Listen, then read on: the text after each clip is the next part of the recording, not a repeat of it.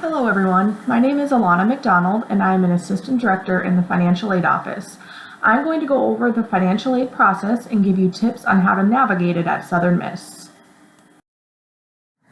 What is financial aid?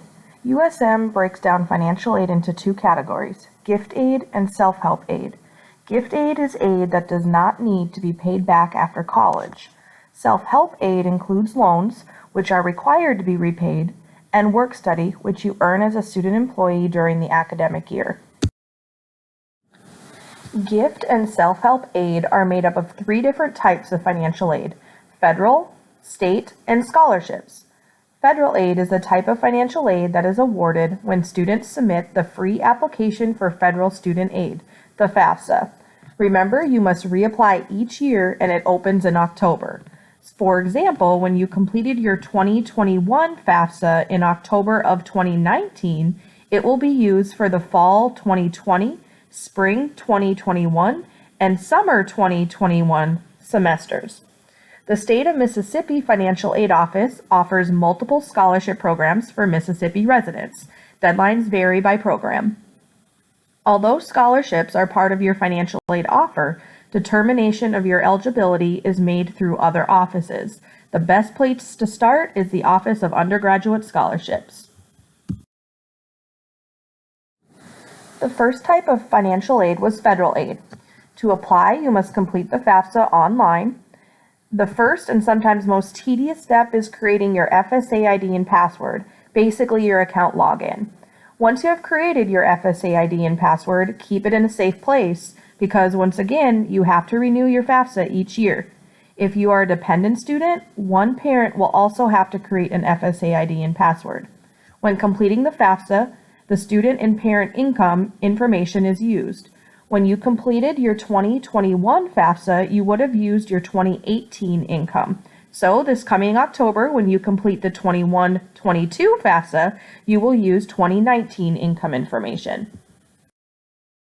When you submit your Fafsa, our office begins the process of determining your financial aid eligibility. The first thing we calculate is your cost of attendance, COA. COA includes direct and indirect costs. Direct costs are expenses that will be paid directly to the college, such as tuition, course fees, room, and a meal plan. Not all students will have the same direct costs, as it could vary based off program, courses taken, and living arrangements. Indirect costs are expenses that may be paid to someone other than the college for educational expenses such as books, supplies, transportation, or rent if you're living off campus. After COA is determined, we look at the student's expected family contribution, the EFC, which was calculated by the federal government by the information you and your parents entered on your Fafsa. This is the amount that the government estimates your family can contribute towards your yearly COA. After COA and EFC are calculated, we can now see how much financial aid need you have by subtracting the EFC from the COA. For example, if your COA is $23,000 and your EFC is $3,000, you have $20,000 in financial need for the year. We will talk about programs that are need-based later in this presentation. There are multiple programs that students may be eligible for when submitting the Fafsa. The Pell Grant is not required to be repaid, and it is offered based off your EFC and enrollment status, whether you're enrolled full-time, three-quarter time, half-time, or less than half-time. The Supplemental Educational Opportunity Grant, SEOG, is not required to be repaid either. It is a first-come, first-served grant, and you must be Pell Grant eligible. Complete your Fafsa yearly in October for the best chance at receiving this grant. The Teacher Education Assistance for College Higher Education, TEACH grant, is available only to students who have met the requirements to receive their gold card in the teacher education program. Contact our office if you have more questions and are an education major. The Work Study program provides part-time jobs for students with financial need, allowing them to earn money to help pay educational expenses. Students must have need and are required to apply for jobs in Handshake. The thing to remember about work study is that that money is not given to you up front. You have to earn it throughout the semester. Subsidized and unsubsidized loans are a type of self-help aid that must be repaid after you are no longer enrolled at least half time. Subsidized loans will not accrue interest while enrolled in school, but unsubsidized will. Students must have need for subsidized loans. The Direct Parent Plus loan is a credit-based loan in the parent's name that is only available to dependent students to assist with the student's educational expenses. Parents must apply for this separately at studentaid.gov by logging in with the parent's FSA ID and password, not the student's. One of the federal aid programs listed on the previous slide was the unsubsidized and subsidized loan programs. Please be aware that the federal government limits the amount of loans that you can have per year based off of your grade level. The second type of financial aid is state aid. To apply, you must be a Mississippi resident and complete the State of Mississippi financial aid application online each year. Doing the general application allows the State Financial Aid Office to determine your eligibility for the program that offers you the most aid. When completing the Fafsa, you will actually have the option to complete this state aid application directly after you submit the Fafsa. There are three main state aid programs: MTAG, MESG, and HELP. There are different initial eligibility requirements based off of high school ACT and cumulative GPA, as you can see here, but each program requires students to enroll and successfully complete at least 15 credits each fall and spring while in college.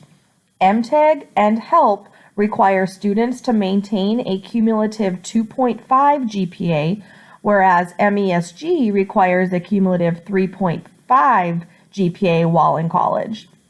The HELP scholarship also has a specific income requirement to be eligible, and that information can be found here at the link.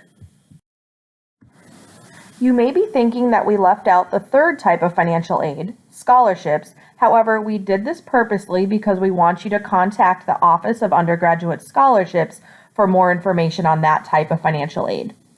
Now that we have went over the different types of aid, let's go over how this is communicated to our students at USM. For the fall semester, you will receive a cost sheet, which will help you break down your direct and indirect costs, view your financial aid offer, and calculate your out-of-pocket expense. We will go over how to read that here in just a second. The offer notice is your official offer summary for the financial aid year. We will show you an example of what this looks like. The last step is accepting your financial aid and continuing to monitor your to-do list and SOAR. Here is an example of the cost sheet. Remember, this is only for one semester. Section 1 at the top will show you the amount of financial aid you have been offered. Section 2 will show you an estimate of your direct costs based on your program. It will also calculate your meal plan and residential hall that you have chosen. Section 3 at the bottom will help you calculate if you have enough financial aid to cover your direct costs or if you will still owe money to the university. In this example, the student will be getting a refund of $6,702 if nothing changes. Here is an example of the offer notice. At the top, you can see the amount of each award broken down by the fall and spring semesters, and then the total award for the year. This would be the same information that was in Section 1 of the cost sheet. In the middle section, Special Award Messages, there may be important information for each different type of award listed at the top. For example, subsidized and unsubsidized loans require that students complete entrance loan counseling and a master promissory note. This gives information on what is required for you to receive that award. The section at the bottom gives you important steps for what you should do next, and let's go over those now. After you have received your offer notice, the next step is to log in to your SOAR account and accept your offer. Step-by-step instructions on accepting your offer can be found at the link listed here. Next, if you have accepted loans as a first-time loan borrower, you are required to complete entrance loan counseling and a master promissory note. These are completed on the studentaid.gov website by logging in with your FSA ID and password. Last, monitor your SOAR to-do list and USM email account for updates or needed information. To make it easier for you, we have put together a list of websites and offices that we have referenced during this presentation on this slide for you to go back to.